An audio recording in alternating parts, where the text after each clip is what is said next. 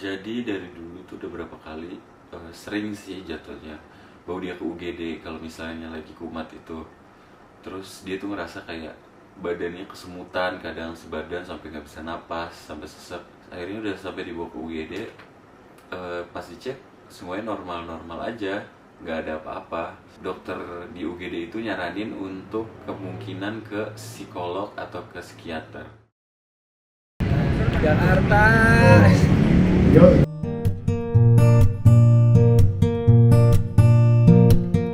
Nah dari situ kita udah tahu, jadi di saat dia kumat itu kita harus temenin dia dengan cara yang kita temenin, kita ajak ngobrol biar dia nggak panik, biar dia tenang, biar dia nggak pikirannya dia kemana-mana. Jadi dia nggak telepon orang tuanya nangis-nangis gitu kan, orang tuanya juga beda kota sama Erika, jadi kadang orang tuanya juga panik karena jauh gitu. Erika di sini cuma sama temen-temennya aja. Kita nih yang ada di dekat Erika semua bantu support dia biar dia nggak biar dia nggak down, dan dia nggak mau orang tahu.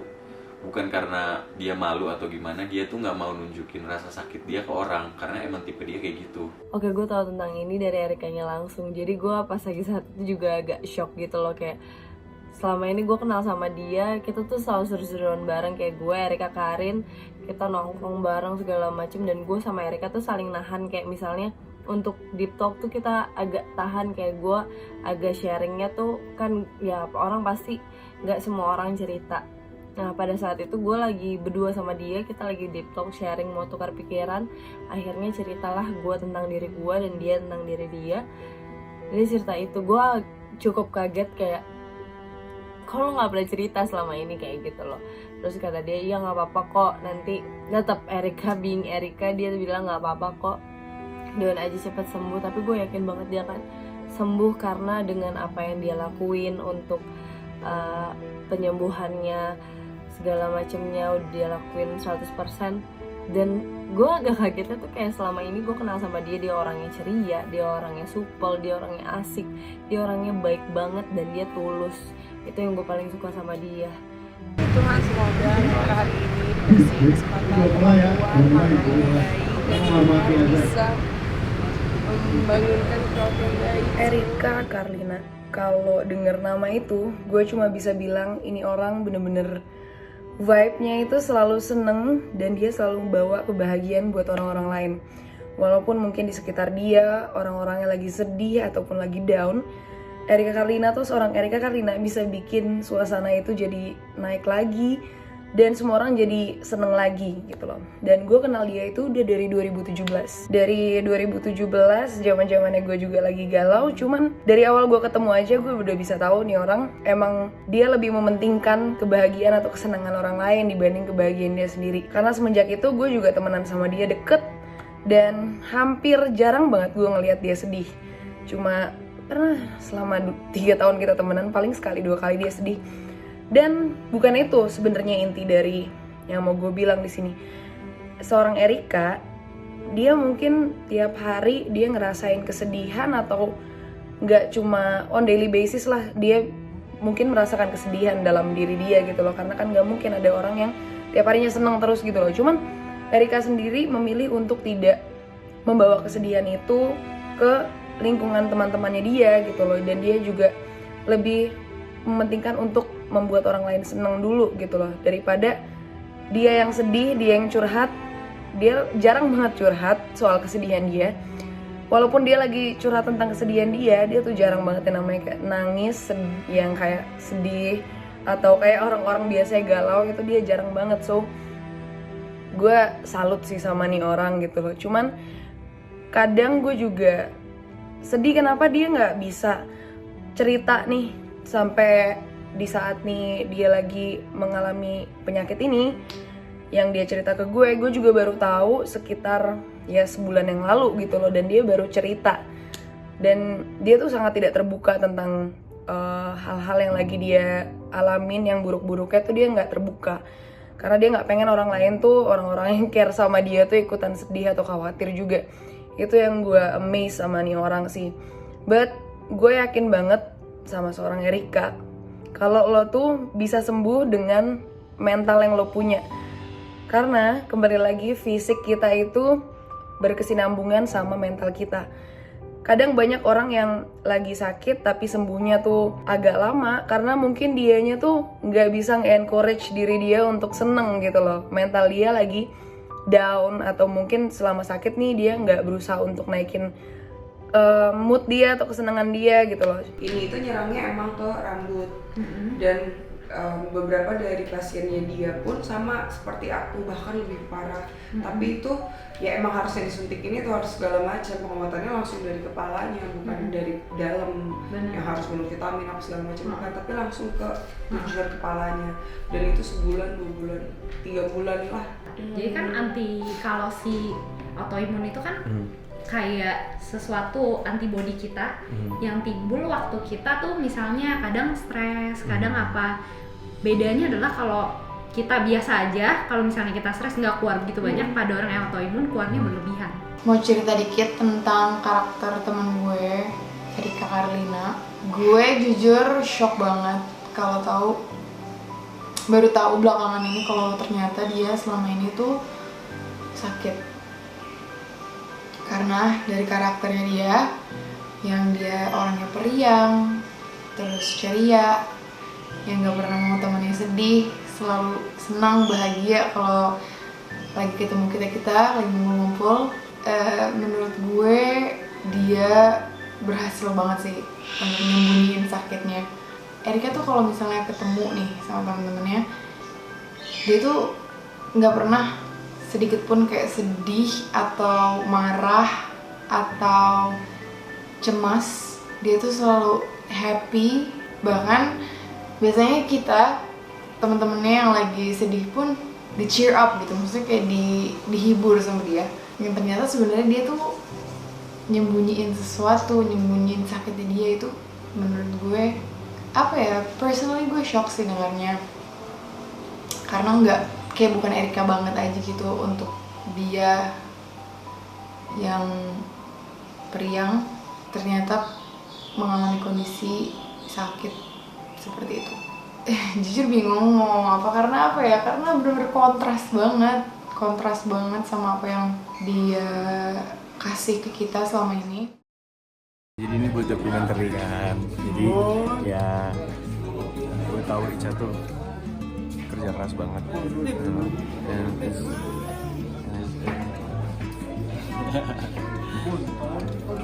Pokoknya Ica tuh kerja keras banget. Dan mungkin dia pada saat kita lagi nge-record ini dia lagi stres kan, but it's okay. Soalnya pas nonton masih kamu tahu kamu udah sukses dan hasilnya terbayar. Dan jangan lupa kita sayang sama lo. Don't worry about it. Just the process. Itu tuh kamu sendiri yang ngomong kalau perjalanan proses itu nggak jalan selalu gini. Yeay. So, kita sih di sini semangatin. Harapan gue buat Erika, semoga tetap kuat buat jalanin ini, buat bisa sembuh, gak usah banyak pikiran dan gak usah dipikirin hal-hal gak penting karena gak worth it banget pikirin hal-hal gak penting. Terus semoga tetap happy aja, tetap jadi Erika yang kita kenal. Karena lo nggak sendiri di sini, ada kita, teman-teman terdekat lo dan sahabat-sahabat terdekat lo yang selalu support lo buat lebih baik lagi. Nah, gue berdoa aja sama Tuhan, semoga Erika cepat sembuh, semoga Erika selalu bahagia, dan semoga Erika selalu dikelilingin sama orang-orang yang sayang sama Erika dengan tulus, gak hianatin Erika lagi, yang pastinya gak hianatin Erika lagi. God bless you, Er. I love you. Pokoknya intinya doa gue untuk Erika, semoga Erika cepat sembuh, semoga penyakit ini bisa lo kalahin dengan sifat asli lo yang periang, happy, selalu bisa menghibur orang-orang sekitar lo, baik. Itu aja dari gue.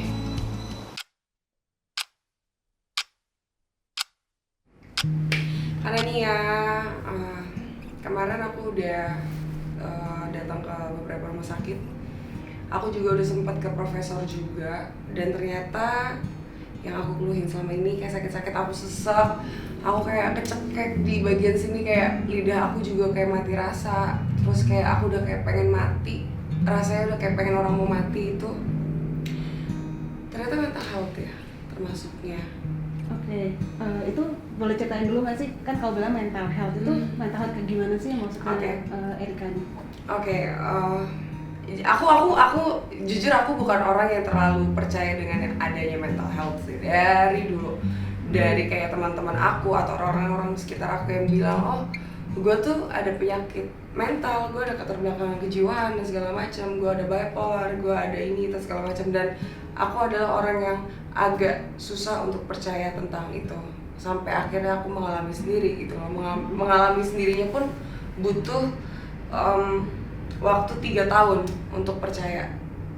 Jadi ketika aku sesak, ini aku kayak kecekek di sininya, terus tangan aku keringetan, terus tangan aku shaking, bibir aku buat ngomong udah susah karena ke-distract dari otak aku. Dan itu biasanya terjadi ketika aku lagi bareng teman-teman atau mungkin aku lagi dalam ruangan meeting dan aku mikirnya, oh apa aku ada penyakit asma ya gitu, oh ada yang aneh nih di paru-paru aku karena aku juga kan perokok ya kan, oh mungkin karena itu.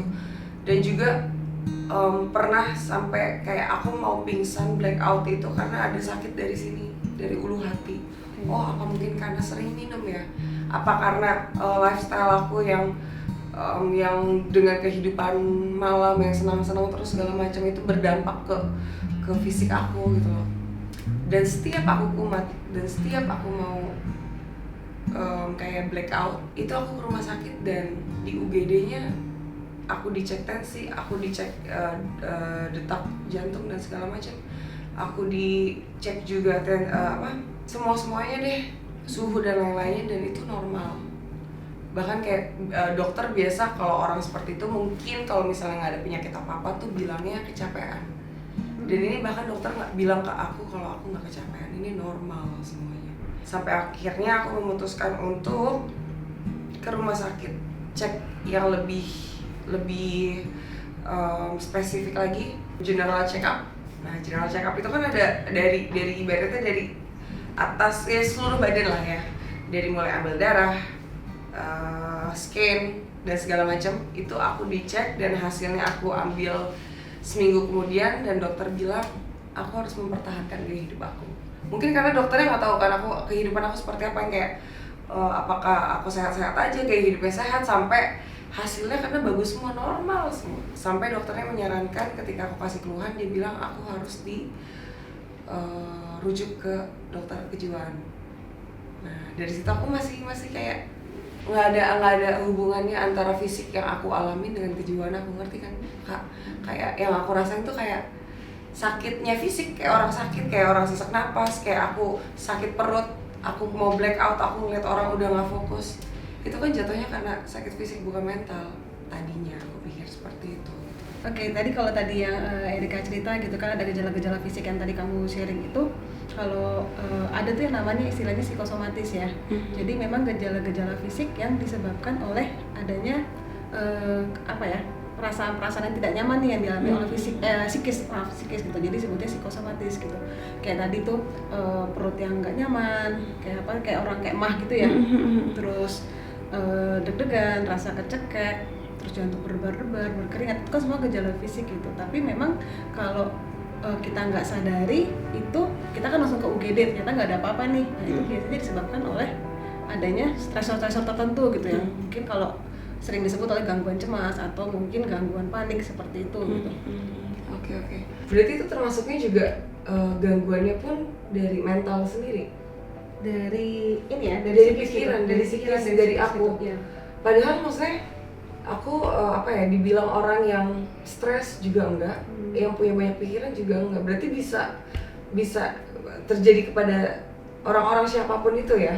Kalau dari yang aku baca ya, dari penelitian sepertiga orang di dunia ini bahkan pernah mengalami gangguan cemas. Tapi tidak berarti orang yang mengalami gangguan cemas itu harus mengalami pengobatan nih, bisa teratasi sendiri gitu. Nah, terkadang kalau tadi kan kamu bilang aku padahal nggak lagi stres nih. Nah, yang jadi pencetus itu ketika kita mengalami serangan panik ya atau gangguan cemas itu bukan saat itu gitu, tapi bisa jadi pencetusnya adalah beberapa bulan lalu, beberapa tahun lalu yang kita tidak sadari gitu. Jadi akhirnya ketika sekarang kita nggak sadar kok tadi nggak lagi ada apa-apa ya, nggak kenapa-napa kok, tapi ternyata itu Iya, tiba-tiba aku sudah berlalu di belakang. oh, oke. Iya, karena itu bisa terjadi kapanpun. Mungkin kalau kita lagi ngobrol kayak gini, atau aku lagi bertemu sama orang, atau mungkin aku lagi nonton bioskop. Karena waktu nonton bioskop aku pernah kumat dan minta langsung dibawa ke rumah sakit. Karena kalau aku napas itu kayak nggak masuk ke paru-paru aku gitu. Aku napas kayak ngelos gitu. Jadi kayak aku mikir kayak ini aku nafas juga udah nggak ada gunanya lagi gitu. Ini akan mati bentar lagi. Dan aku telepon mami aku kayak, Mi, Ica udah nggak kuat, Ica gitu terus jantungnya juga udah deg udah mulai nggak jelas gitu. Melihat orang juga udah siur gitu. Iya, dan aku mikirnya kayak kenapa selama 3 tahun aku bertahan seperti itu, kumat terus. Karena aku mikirnya ya ini masih bisa aku tanganin gitu loh. Karena datang dan pergi kan, bukan terus-terusan datang dan pergi gitu loh. Cuman lama-lama nyerangnya ke fisik. Rambut aku mulai botak. Dan botaknya itu besar banget, dan itu ada 3 titik yang aku kerja itu syuting, rambut aku harus ditutupin eyeshadow gitu loh, dan itu sangat mengganggu yang akhirnya mengharuskan aku untuk konsul lagi ke rumah sakit. Dan aku tanya ini apa, dan akhirnya dicek ada namanya sendiri, dan itu berpengaruh dari pikiran juga gitu loh. Dan pikiran itu ternyata berdampak ke fisik aku yang harus aku obatin gitu, mau nggak mau harus aku obatin dan aku terima gitu loh. Karena selama ini kan aku deny kayak enggak kok. Akhirnya baru fisik aku mulai botak, baru deh aku konsul langsung ke profesornya. Dan profesornya pun bilang kalau ini tuh termasuknya di bagian rambut ini anaprofil namanya. Dan itu yang bikin aku untuk cek semuanya lagi. Aku cek lebih yang spesifiknya lagi ke autoimunnya, ke segala macam. Karena pas dites aku positif autoimun. Dan itu bisa termasuk ke yang berkaitan dengan apa yang terjadi sama aku saat ini gitu loh. Dan aku positif autoimun, dan karena aku datang nggak cuma ke satu dokter untuk meyakinkan aku, beberapa dokter aku datangin, dan jawabannya tuh beberapa ada yang beda. Ada yang bilang aku kemungkinan lupus, dan itu benar-benar kayak wah, dunia aku udah kayak mau hancur dah, udah masa depan tuh udah nggak ada gitu loh. Dan akhirnya dokter bilang aku harus tes lagi untuk lebih kelihatan hasilnya positif atau tidak tentang si lupus ini. Akhirnya si lupus ini dicek untuk positif lupus itu harus ada 7 yang positif. Dan puji Tuhannya semua negatif, yang positifnya cuma autoimun. Akhirnya aku ke profesor yang autoimun, ke Medistra, namanya Dr. Heru Sundaru. Itu dokternya bilang dari pertama aku masuk, dia ngobrol sama aku, dia udah bisa tahu kalau aku bukan lupus, tapi aku ada GAD-nya, General Anxiety Disorder. Dan dia tahu, dia bahkan bilang ini trauma semasa kecil atau mungkin apapun itu, yang sebenarnya aku udah tahu gejala ini semenjak kecil, cuman aku baru mulai kerasanya di umur sekarang ini. Mungkin karena kita semakin dewasa kan semakin badan semakin lemah, fisik juga semakin ya langsung kelihatan lah, langsung nyerang. Terus ya udah akhirnya aku harus lebih cari lagi, lebih gali lagi sebenarnya apa nih. Setelah aku udah tahu oh sekarang aku autoimun dan aku GST, dan makanya aku pengen ketemu untuk ngobrol dan sharing ini gitu. Atau mungkin tadi yang dokter tadi cerita trauma gitu tadi, tapi kan kalau tadi ngebahas soal generalized anxiety disorder, gangguan cemas menyeluruh itu juga memang gejala-gejalanya sama seperti yang tadi Erika cerita tuh. Yang tadi gejala-gejala yang tadi kamu alamin, kalau tadi ada jantung berdebar, terus rasa seperti tercekek, terus perut seperti mual mau muntah terus juga seperti ingin mati, pikiran seperti ingin mati gitu, terus juga tangan mungkin berkeringat, terus tidak berdaya, takut pingsan, hal-hal seperti itu kan yang sering dialami oleh orang-orang yang gangguan cemas. Dan biasanya dikategorikan dia sudah masuk ke gangguan kecemasan atau generalized anxiety disorder itu ketika itu sudah berlangsung minimal 4 dari kalau nggak salah 7 ya kriterianya gitu, atau 13, saya agak lupa di kriteria pada diagnosisnya itu, dan selama 6 bulan minimal selama 6 bulan itu terus menerus berlangsung. Nah itu masuk ke gangguan cemas. Nah aku nggak tahu nih kalau Erika masuk yang mana ya diagnosisnya gitu, tapi kalau misalkan gambaran si gangguan kecemasan generalized anxiety disorder itu kira-kira seperti itu gitu. Walaupun lu cerita sama gue kalau ini gak bisa disembuhin penyakit lo, tapi gue yakin banget lo bisa overcome ini karena lo orang yang kuat, dan gue yakin banget kita bakal sahabatan lama, jadi lo harus sehat terus, oke? Karena gue pengen jadi bridesmaids lo juga, gue nunggu lo untuk akhirnya berkomitmen sama satu lelaki. Intinya gue bangga sih sama diri lo yang sekarang, dan keep being the humble Erika yang jarang marah sama orang walaupun orang udah tai sama dia. Dan ya walaupun, tapi jangan terlalu sering baik sama orang ya, kadang lu juga harus set limitation di diri lo sendiri, karena nanti jadinya beban di lo sendiri. Dan please, kalau lo ada masalah atau apapun, please come to me, come to Jessica, come to your friends yang truly care about you. Kita bakal di sana buat lo. Dan forever wishing for your happiness and your kesehatan. Pokoknya semoga lo cepet sembuh dan kita bisa terus main bareng-bareng selamanya.